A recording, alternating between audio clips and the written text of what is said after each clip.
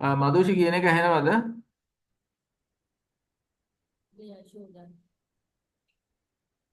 Yes, I can hear. Share කරන්න බෑ. I think I am.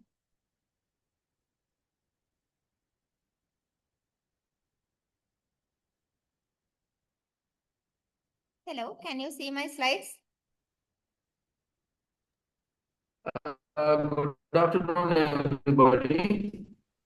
I am Dr. Heva Gegana, President, College of Chemical Pathologists. Today, we are going to have the webinar for the month of May, Psychology of Memory, Unlocking Your Studying Potentials. Our speaker is Dr. Lakshika Randeni, MBBS Colombo, MD Psychiatry, currently working as consultant psychiatrist at Teaching Hospital Anuradhapura and a visiting lecturer at University of Coimbatore, having a special interest on child and adolescent psychiatry, psychotherapy, community and rehabilitation psychiatry. Also, she is enthusiastic in both undergraduate and postgraduate teaching. Over to you, Lakshika. Good afternoon, everyone. I hope you can hear me. We can hear you, madam. Okay, thank you. Thank you, Dr. Hevagi Gegana, for providing me the opportunity, and thank you, everyone, for joining the talk on psychology of memory. So, Yes.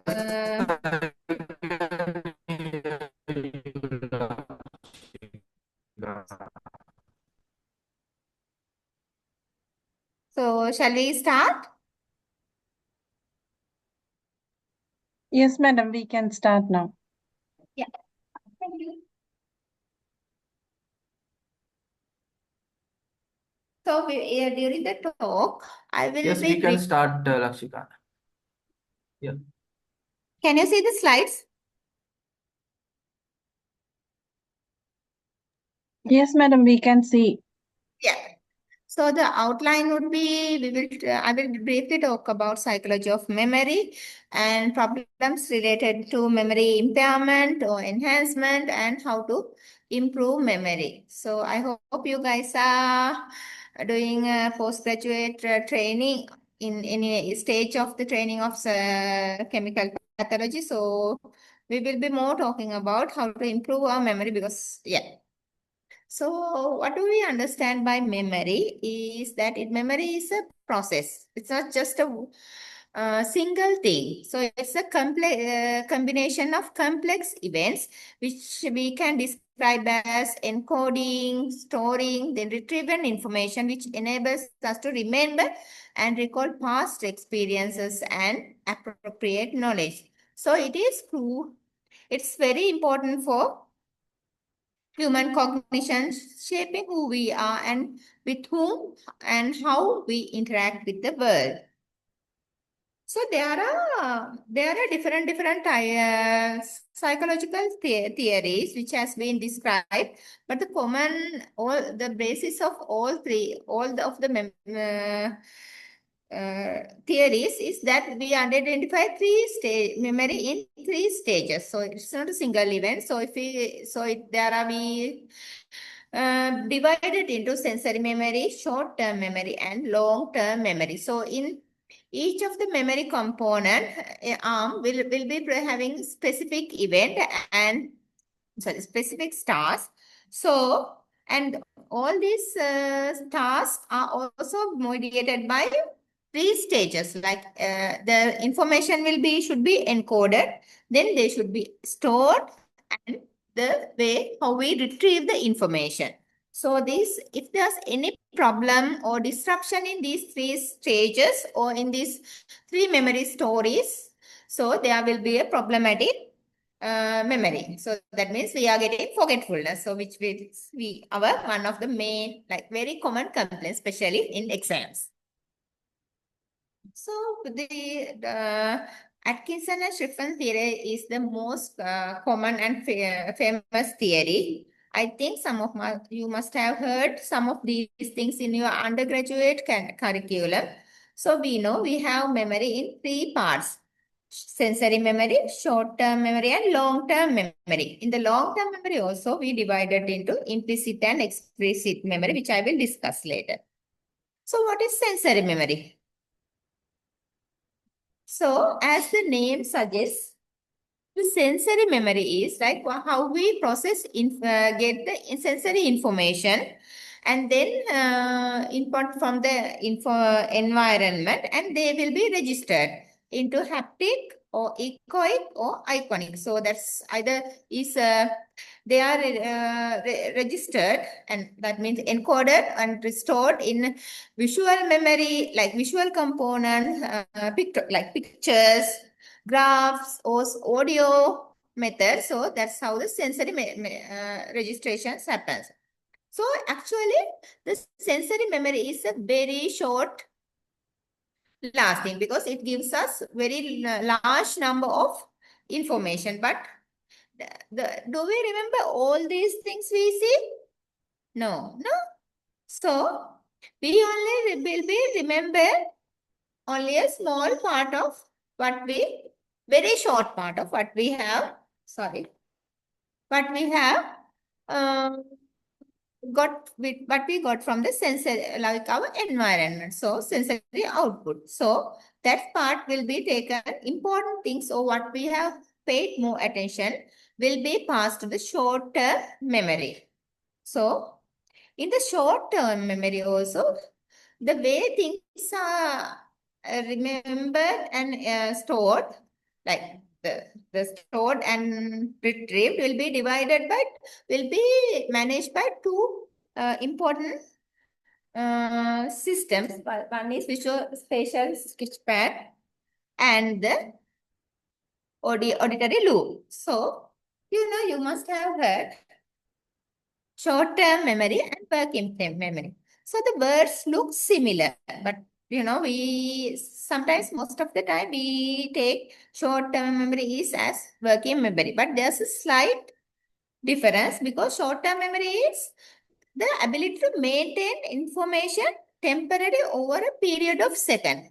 But in the working memory, we will be manipulating and controlling what we have gathered or graphs during this short-term memory. So before it is going to the long-term memory. So that's the difference. But long-term memory, working memory, we will be using as the most important part. So as I have described, there are two loops, like two parts. Phonological loop, where we will be receiving information mainly from auditory media. So the other part is Visual Spatial Sketchpad. So that's what we got from visual input. So as example, so if you are listening to my lecture, what you learn from hearing to me will be gathered in and processed through phonological loop. And what you see in the presentation will be stored through Visual Spatial Sketchpad. So this is the video. So, yeah. So the things will be, sorry. So this broadcast area will be, broadcast and Wernicke's area will be important in phonological loop, and Visual Spatial Sketchpad is important and things. So actually, I forgot to ask you, what is the most important organ? Like in brain organ, we are considering on when we are talking about memory. What do we talk about? So what are the components in the brain? But more importantly, we check even in memory test. What are the parts? So what are the things? What are the parts in the brain? So So what are things you will be looking? In a dementic person, if I'm making it easy, in the severe form of dementia. So the hippocampal area. So we will be concerning about hippocampal area. So it's right here. So yeah, this area from temporal area. So and also prefrontal cortex, which controls executive functions, and then parietal area, which controls attention and perceptual processing. So, and also the amygdala, which is a very important part because amygdala provides us, amygdala is important in emotional processing. So, if the memory is provoking a strong emotional component, as an example, you are walking at the night, so a very scary dog is coming, running towards you, scary, you are very scared. So not only even so that will be a traumatic event for you. So when next time when you are walking in the dark, same road, sorry. So you will be remember this incident. You will be hyper vigilant. So the amygdala will be playing a strong main role in those kind of intrusive, emotional provoking incidents. So this is, I'm just going through with a very basic outline. You can ask me any question, okay? So, so you must have heard, like when we are doing memory test or even normally, how many letters or numbers can you remember? So if you are to see something at a glance, so how many numbers or figures can you remember it at one glance within 1 or 2 seconds?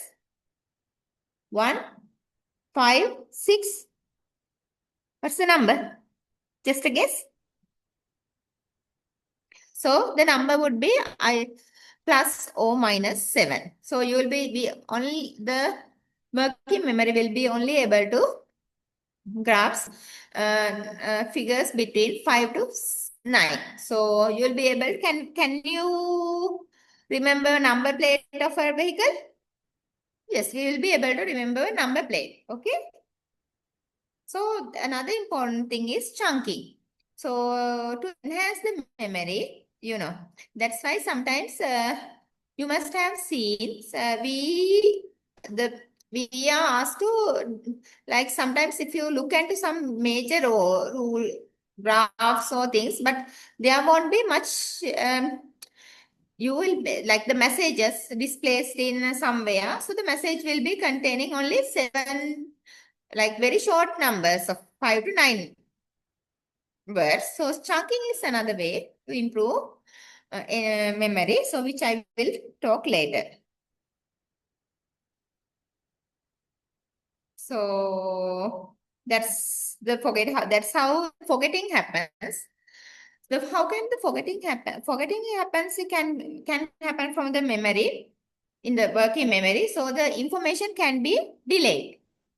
So over time, if you do not rehearse, the information will be delayed or they can be replaced by new items. So that's why it is important when we are doing something, if we want to remember long, if our memory need to be long lasting, we have to process or either repeat, like reread, rehearse, do some reviews or MCQs, or either add some new knowledge. Okay. So then the memory will be transferred from working memory to long-term memory. So how does it help? So we have to rehearse. So there's something called primacy and recency effect. Anyone can guess what is primacy and recency? So just remember, so if you are to read a book, if you are reading a book, so what are the things you will remember most? What are the things you will remember most? Chatrika, can you guess? I just saw your name. Sorry. Just a guess. What are the things you will remember most?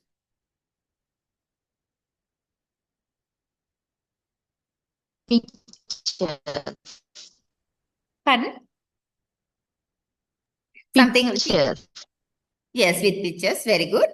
And the things you are really like. And we have something called primacy and recency effect. So the things we read first are one thing is they are transferred more, and so it's said like it's believed that what you say gather first will be encoded mostly like encoded into the memory more, and then also you will be able to retrieve information which are recently stored in the memory. So that's primacy and recency effect.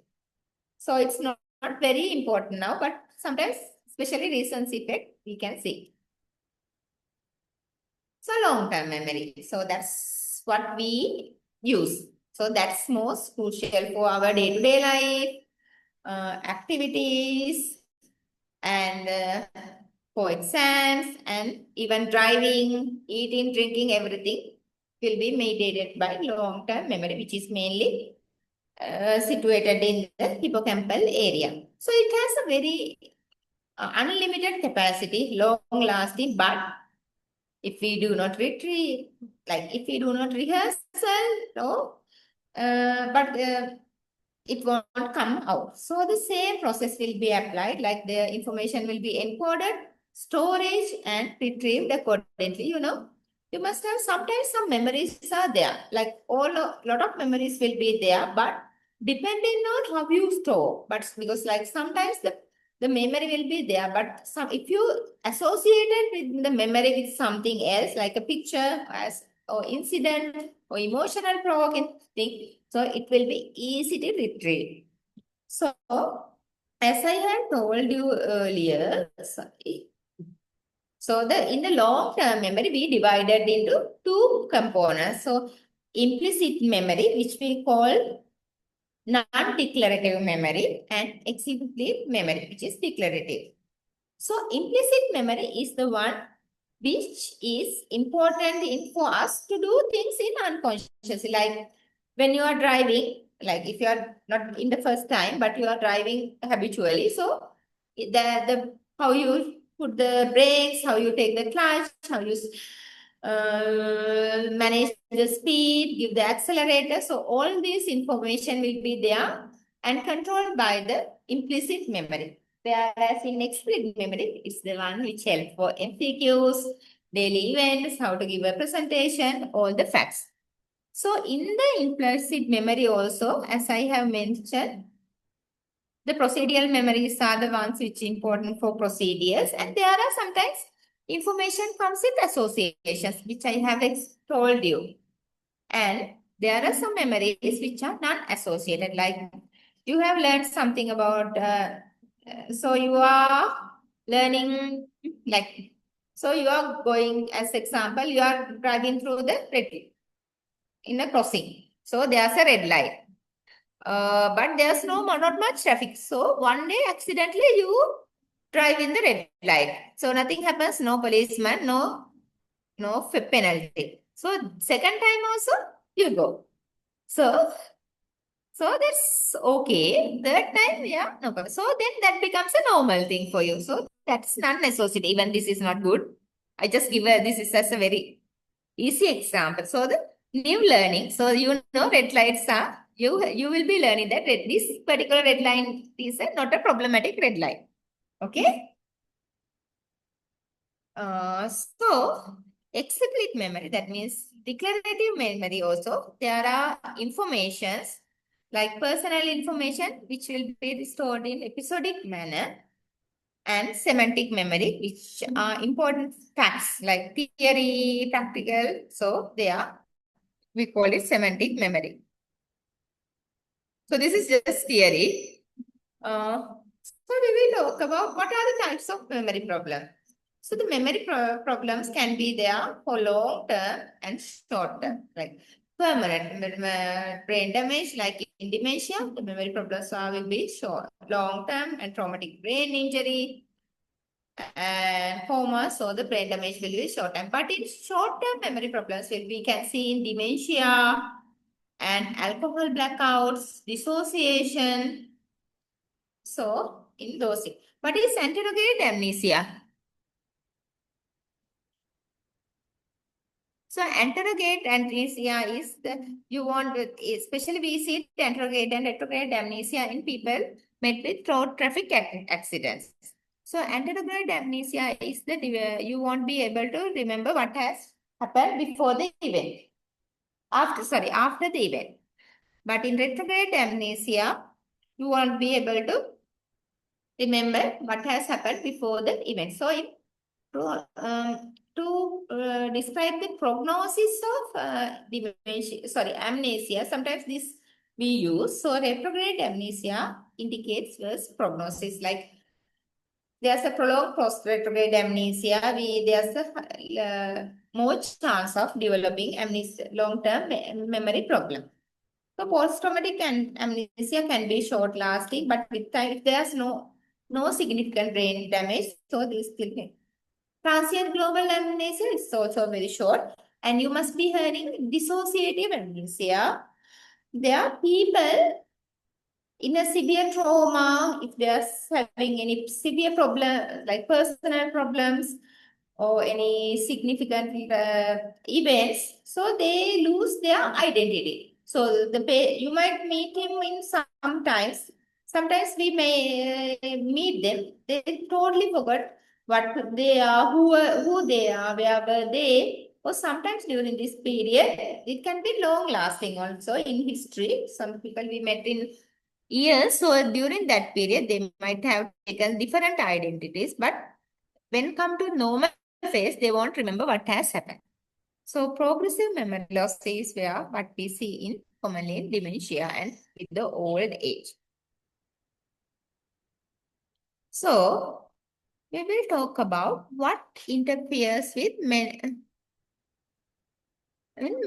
process. So what are the problems?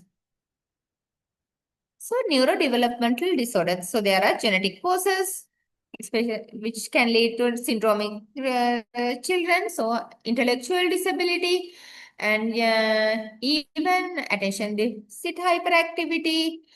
So those conditions can cause and brain insult, like acute brain insult, trauma, toxins, anesthesia or anything can have medical comments and especially pain, delirium and substances. So especially in our case, like in our like we are scholars, so extreme physical exhaustion, not only physical, mental exhaustion, sleep deprivation can interfere with memory process, and there are psychiatric disorders. So mental health problems that causing forgetfulness. So you must heard about depression. In depression, what happens in depression? So because of the depression, there are neurochemical changes. The processing speed will be reduced and the attention span is reduced and the patient's perception on everything is very low. So with all these factors, the forgetfulness can happen. And you must, in our case, especially in elderly people, when someone comes with forgetfulness, so in severe depression, they can have pseudo dementia, where actually it happens mainly because of the short attention span. And anxiety, what happens in anxiety? The body and the mind both in a switched on state, like hypervigilant, excited, and in apprehension. So in that case, the encoding, what happens is the information won't be encoded. That's where it's gone. All three processes will be disrupted. Encoding will be disrupted, and it won't be registered appropriately, and the retrieval will be also affected. But mainly the encoding is affected. And alcohol and other substances. especially alcohol in withdrawal detox, because there are a lot of myths in the society, especially cannabis. People believe cannabis enhance memory. In long term, there's no evidence to show that there will be long term memory enhancement with substances, especially alcohol. It's a brain neurodepressant. So the attention span, all these things which I have described will be affected. And attention deficit a hyperactivity disorder. Even though this is a childhood disorder, now we have identified some adults who are presenting with adult hyper ADHD. Especially these people will have problems with inattention. The hyperactivity part will be gone, but the inattention is there. Because of this inattention part, they will be having problems with academics. So that's it.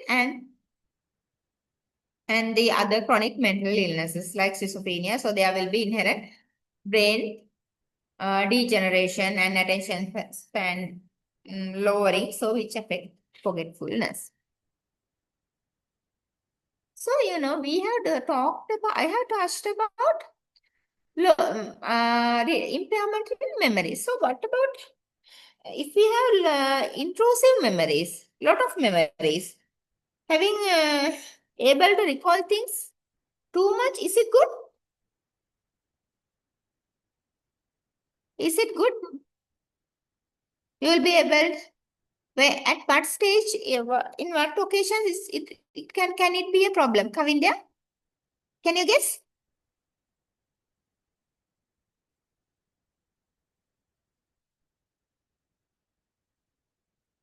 And someone, yes, we have.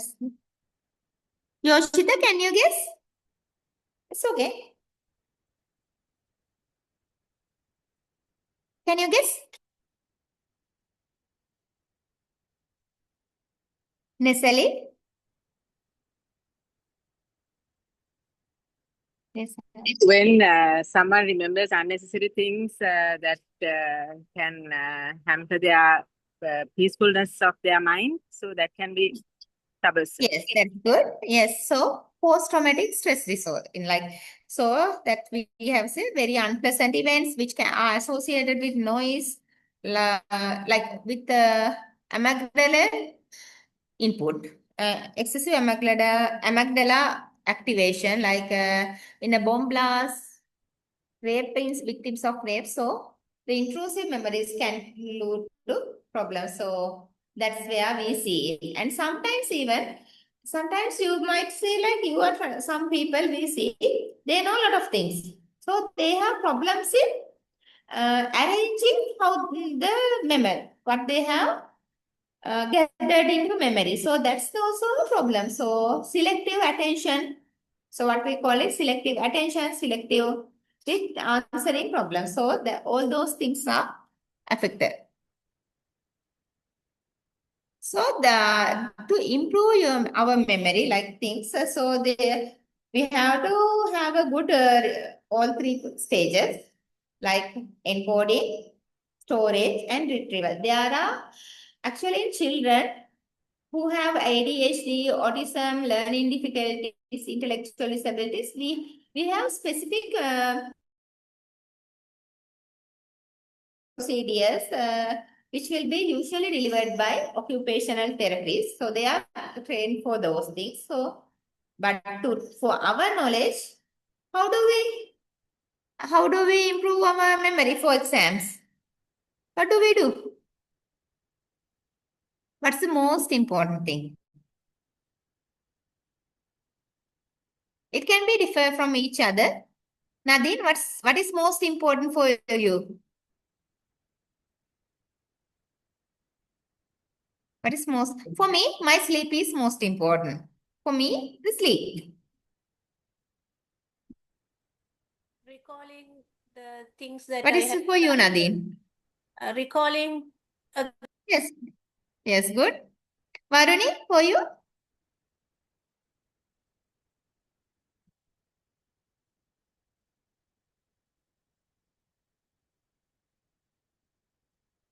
Okay. So active engagement and retrieval. That's what we do now. When we are reading, we make notes, colorfully highlight them or show graphs. And sometimes we do what? Papers. So that helps for active engagement, and so it helps for retrieval. And what we do is mnemonics and visual aids. And then we train our brain. So sometimes we don't do. So chess is a good activity which helps train your brain. And you must have seen there are some memory puzzles. And for kids, there are cards, sorting cards. So those are important for brain training.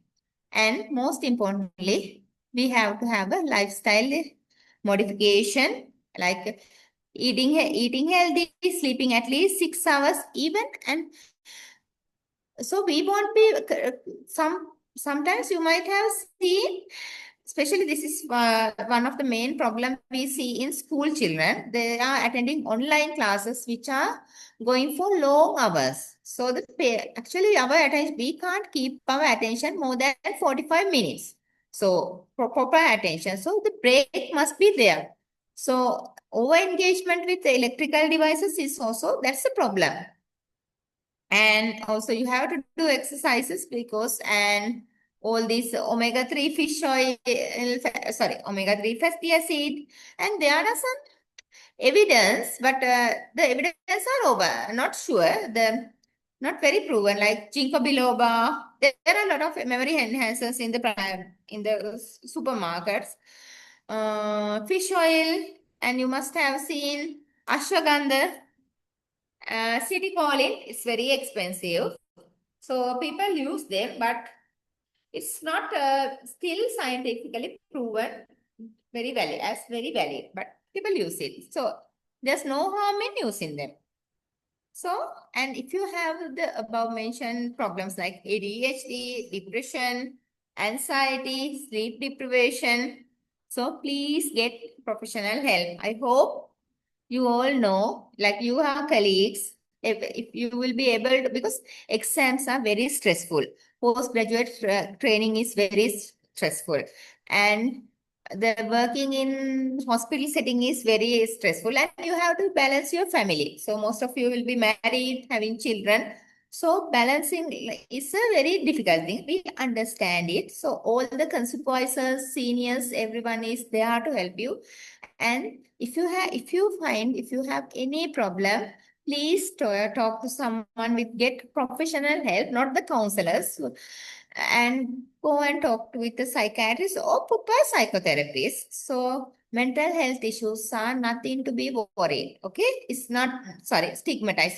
Most of even us have gone through what you are going through. You might go through. So don't get scared. Okay, talk to your problems and get a good rest. So I hope you know. I didn't touch on how to identify depression and anxiety. I expect you know. And if you are sorry. I would like, if you want, I can teach you how to have a good sleep. To do a sleep hygiene method, which I find very good in my patients. It's not like, if you like, and the mindfulness training, doing mindfulness practice is also helpful.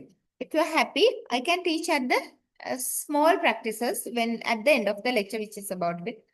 And also refrain from alcohol and substances, especially stimulants. I know some of us are tempted to take methylphenidate and atomoxetine, especially to continue your attention span, improve it, but I advise you not to use them without any proper indication or medical advice because they can cause other problems.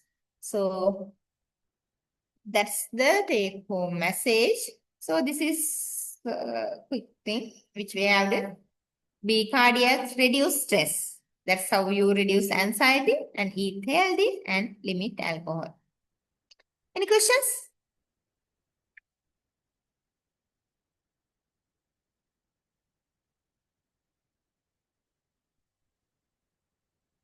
Okay, if you have any questions, please raise. Dr. Lakshika will answer to those.